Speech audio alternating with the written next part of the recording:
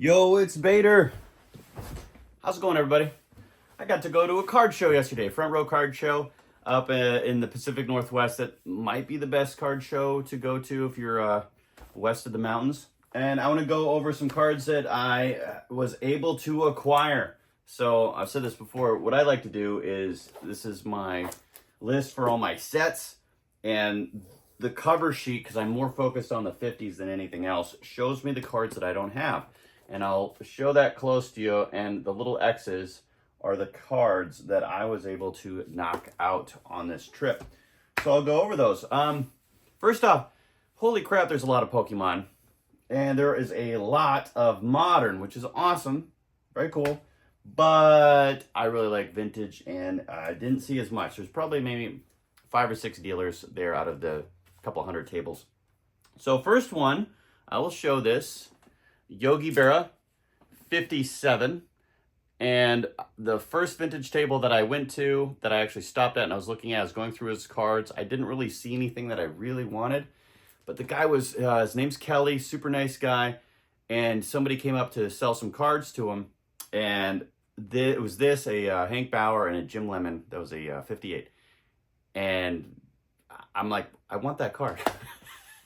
That's what I'm thinking, but I'm like, I'm not saying anything. I think there's a coup, you don't say anything when deals are going down like that. You let them happen, and then when it's, hopefully the dealer gets it, and then maybe you can, step in and say, hey, I'd like that card. And that's what happened on this one. He was able to get those cards and gave me a pretty good deal on this. I really liked him. And he also had a 60. I did not have that.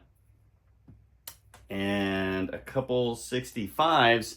And these are just commons to fill my sets. I did a video about soaking some glue off. I'm going to try this too. This is a card. It's just got heavy staining in the back. I'm going to try that and see if stuff comes out at all. Again, these are just for my set building. And then lastly, I can't do one of these videos of going to a show where I don't at least pick up one Camilo Pascual. I don't think I've had any show that I've gone to where I didn't pick up at least one Camilo Pascual. He just threw that in.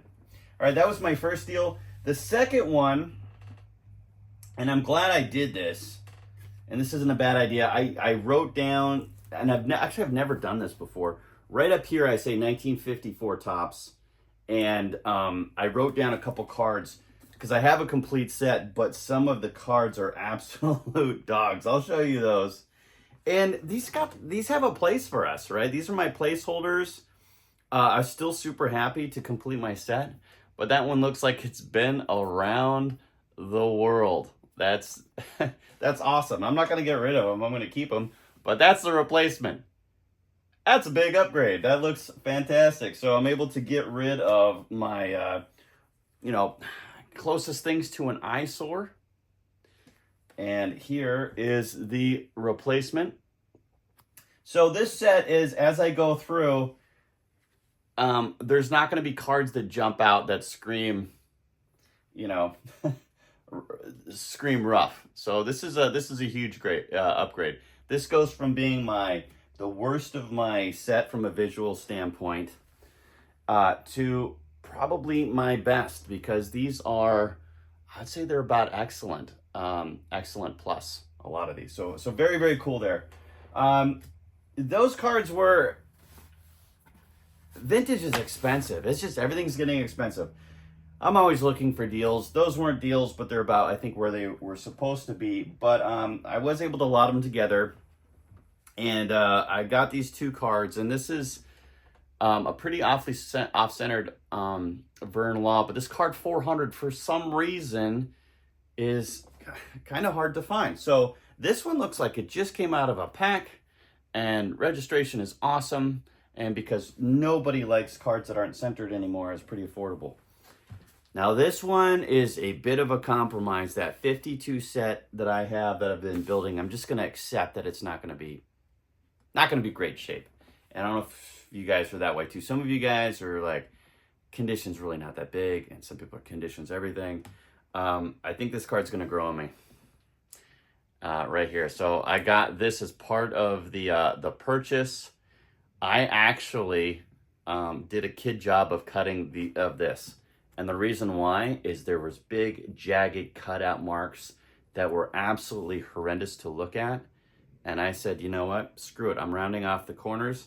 Didn't do a great job, but still, visually, it's a better looking card than I should have taken a before and after picture. It went from like god awful to pretty bad. So I dig that guy. Couple other things we got. We got my, went to one dealer and I was able to fill in a bunch from my 1955. So I was able to knock these out. I am down to 14 cards left on this. I'll just go through real quick. And these are pretty nice. I paid more than I normally would, but I think that's just the market. I will say I blew my budget. I blew my budget, but it's on the last two cards.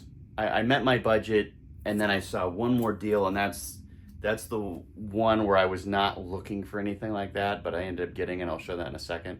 And these last couple cards are towards the end of the set, and they're a little bit more difficult to find for me. So, and I think I showed this already, but this is my lone 56 that I didn't have. So clean looking commons, super happy to fill the sets here.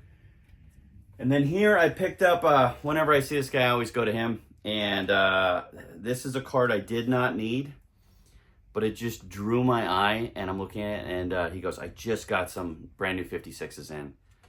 And that thing is a blazer. So a lot of the cards when I'm filling sets, I'm not really condition sensitive. But if it's an underrated player that I really like, I personally go like, this is my opportunity to get a high grade. Because I can't do that with your Willie Mays, your Hank Aaron's. It's just like, that's not doable. But this was. So I love getting that. And I said, here's my opportunity to fill some spaces on the 53 set that I've been working on. And here is a decent looking, but not high grade in any means, Whitey Ford. Centering is pretty good. There's a little corner crease in the upper right. So I think for my set and what I'm looking to do, that is about perfect. So I was happy with that. And then I did get some graded cards as well. This is one of my favorite cards in this 53 set, and I had been holding off on picking one for a long time, but that's the Eddie Matthews. And a little off center, which doesn't bother me too much, and I'm really liking that the cost of these are going down because of the centering being a premium, but it's a great looking image. I think it's fantastic, and really happy to add that one. And then I thought an exceptionally good 1.5 for this Phil Rizzuto that I didn't have. So I thought that was maybe possibly undergraded. It's got some corner stuff. It's got a little tiny gum stain on the back that's hard to see, but I don't see any creases, any wrinkles. And that's a pretty card. So really happy to get that one. And then the last three cards, this one was pretty cool. Going through the tables, and there's one table, it was just Pokemon. And I'm walking, and I did kind of a double take. I looked over, and this was sitting right in the middle of all these Pokemon. And there's this kid there that's, I'm guessing 13.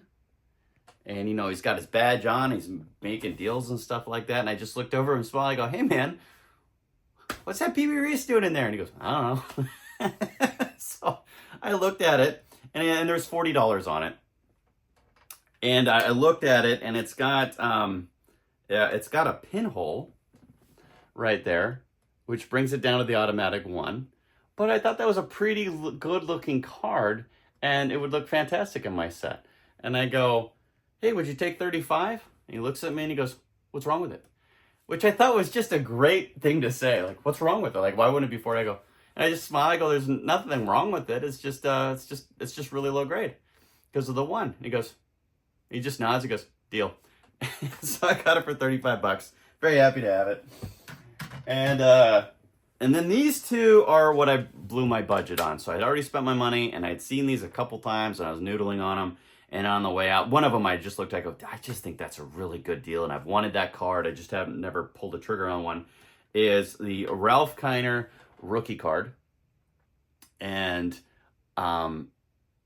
it goes great with my other Bowman rookie cards because I've got a Stan Musial and a 1, and a Warren Spahn and a 2.5, and I think think this will go really well with it. So happy to have that. And it's very clean back as well. So happy to do that one. And then I got my second ever Leaf card, 49 Leaf. And here on the front it says 48 Leaf. Flip it over and a look on the back. It says copyright 1949. I know some of them say 48, so to me it's 49, not as rookie. But cool card, only my second Leaf in my collection, and it was also the Ralph Kiner. So I got those as a pair. I feel like that's a good looking two, and I'm very, very happy to have it. So that's what I was able to pick up at the show. Had a great time doing that. And I love doing these videos because I can actually go back and I go, that's right, that's where I got that card. So this is a fun, even if nobody watches this, I like watching it for me. All right, that's all I got. Bader out. You guys have fun collecting.